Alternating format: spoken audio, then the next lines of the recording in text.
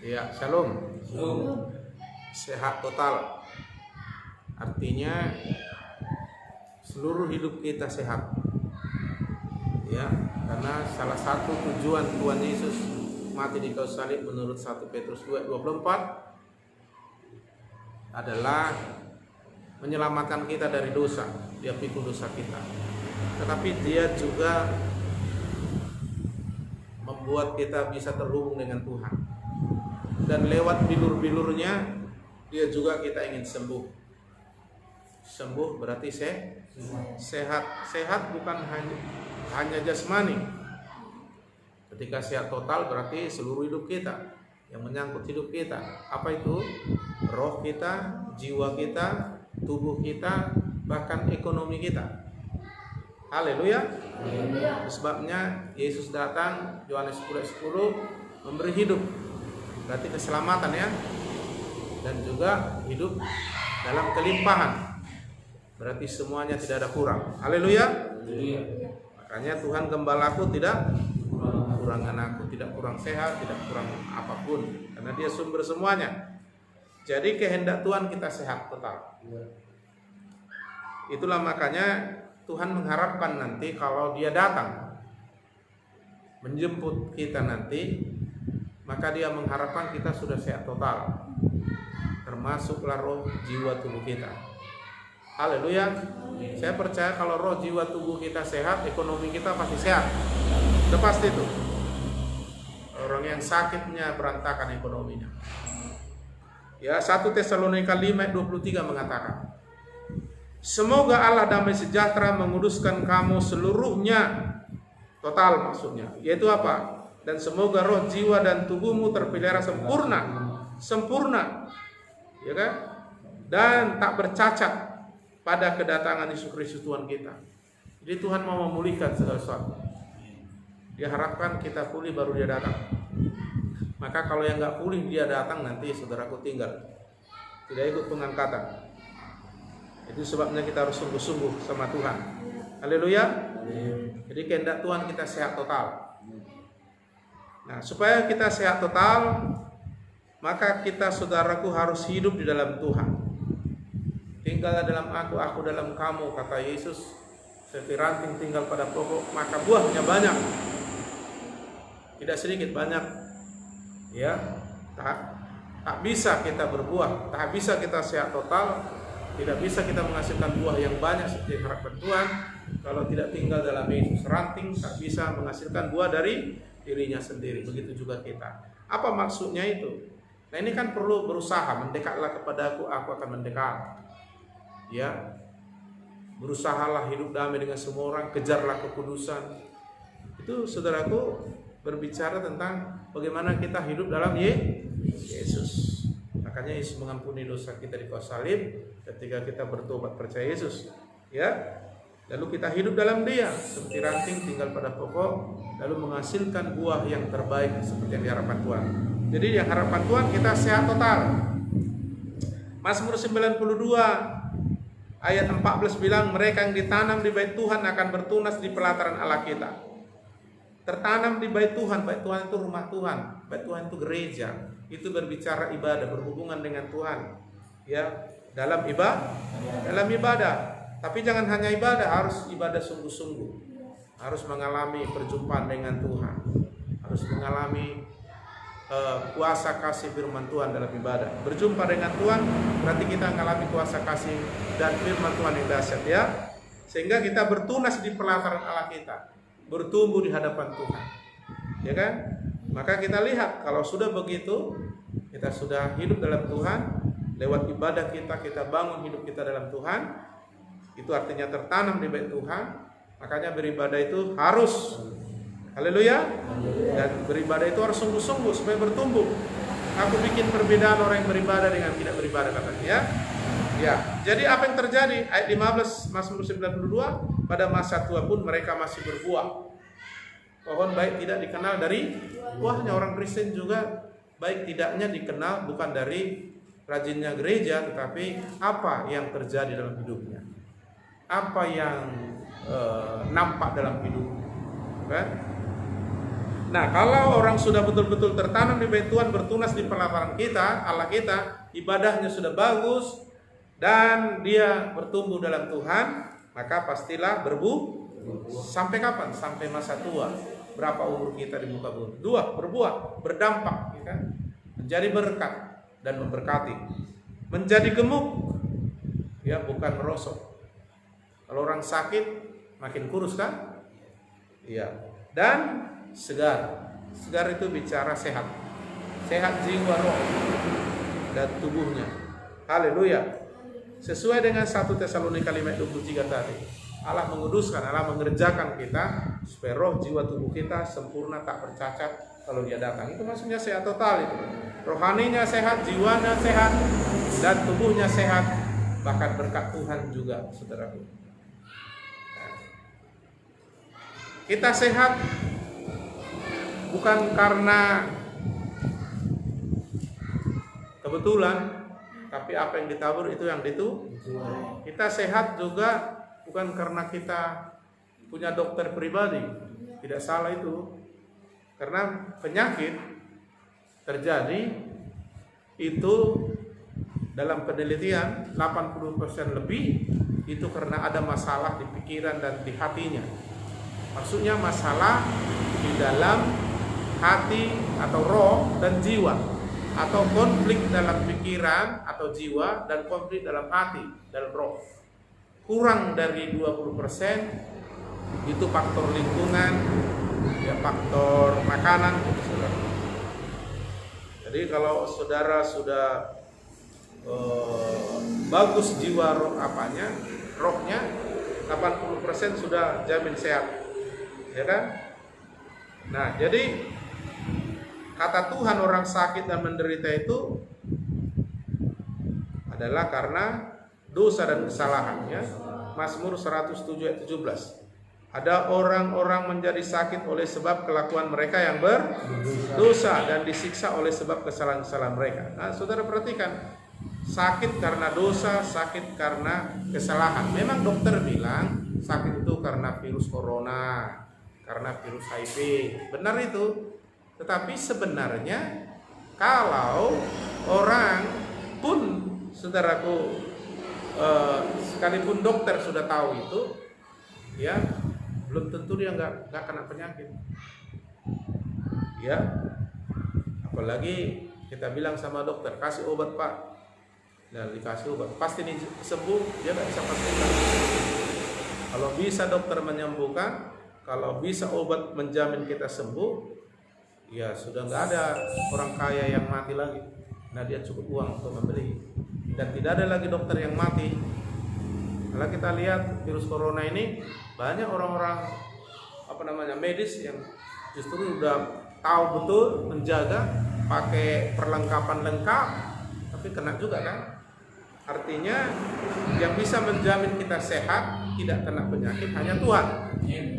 Nah, kata Tuhan, orang sakit bukan hanya karena virus corona atau kuman-kuman dan semuanya, tapi dikatakan di sini akar masalahnya adalah dosa, kesalahan.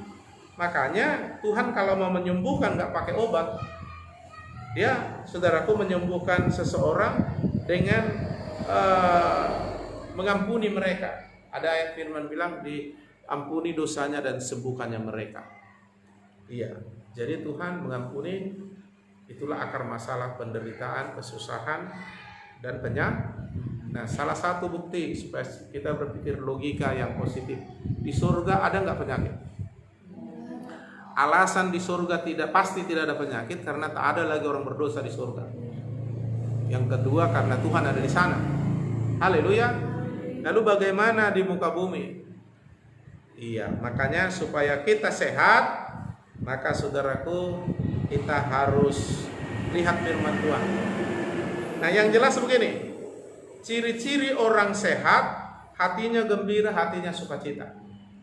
Itu ciri-ciri orang sehat. Tentu gembira, sukacita karena Tuhan, bukan karena dunia, bukan karena narkoba, bukan karena banyak uang, bukan karena dia dansa-dansi di naik klub, bukan karena dia ganti-ganti istri, bukan. tapi sukacita hatinya, gembira hatinya karena Tuhan. Nah, itu sebabnya saya katakan orang yang sehat itu ciri-cirinya dia gembira, sukacita dari Tuhan. Amsal 17 ayat 22 katakan, hati yang gembira adalah obat yang manjur. Hati yang gembira adalah obat yang manjur, ya. Nah, masalahnya apakah kita bisa gembira dalam dunia ini? Bisa. Nah, pertanyaannya, ya, bagaimana itu? Nah, kita lihat. Nah, sekarang kita masuk kepada solusinya, ya kan? Siapapun, saudaraku, tidak bisa jamin sehat kalau bukan karena Tuhan yang menjaga, kalau bukan karena Tuhan yang membuat dia sehat. Tidak bisa, siapapun itu.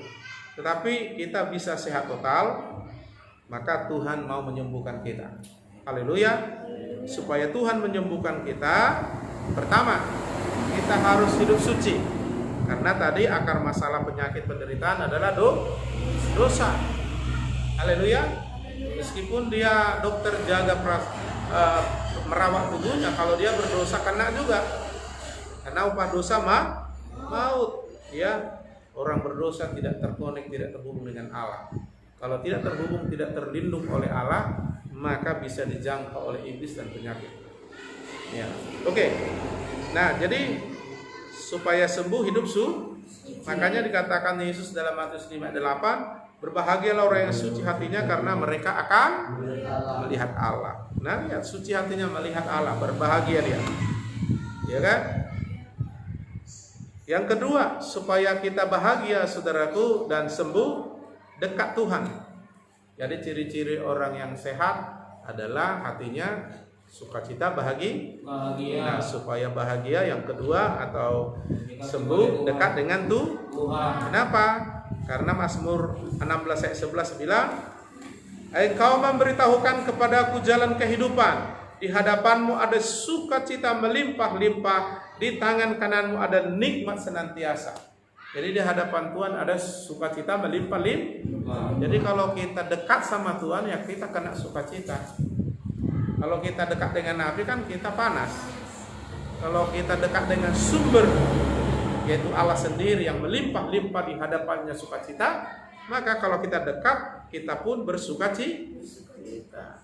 Jadi orang yang dekat dengan Tuhan bersukacita. Orang yang bersukacita itu sehat, rohani, jiwani, jasmani, bahkan ekonomi. Haleluya.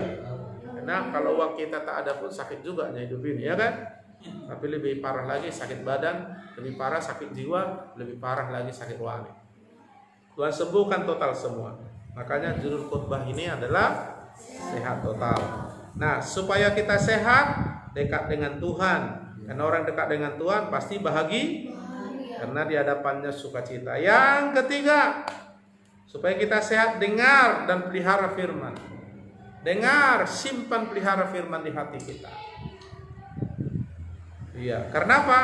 Karena Tuhan Yesus bilang, Lukas 11 ayat 28, tetapi ia berkata, yang berbahagia ialah mereka yang mendengar firman Allah dan yang memeliharanya. Ya kan? Di dalam Mazmur 107 ayat 20, disampaikannya firman-Nya dan disembuhkannya mereka, diluputkannya mereka dari liang kubur. Jadi kalau ada dalam firman, dikasih Tuhan kita firman dan kita terima, maka lanjut nanti disembuhkan. Makanya Tuhan sampaikan firman-Nya dan disembuhkannya mereka. Haleluya. Dalam Amsal 4 itu, saudaraku, kalau kita simpan firman di hati kita, maka kita, saudaraku, akan diubah hidupnya. Firman itu menjadi realita, mengubah hidup kita, tetapi menyembuhkan seluruh tubuh kita. Makanya Tuhan kalau mau menyembuhkan seseorang, disampaikannya firman-Nya, kalau kita menerima, simpan, pelihara di hati, lalu dia menyembuhkan kita. Kata Mazmur 107 ayat 20. Makanya orang yang punya firman itu, di samping bahagia, dia juga akan disembuhkan. Karena Tuhan menyampaikan firman, terus menyembuhkan mereka. Ya kan? Jadi makanya Yesus bilang, orang yang memelihara firman bahagia.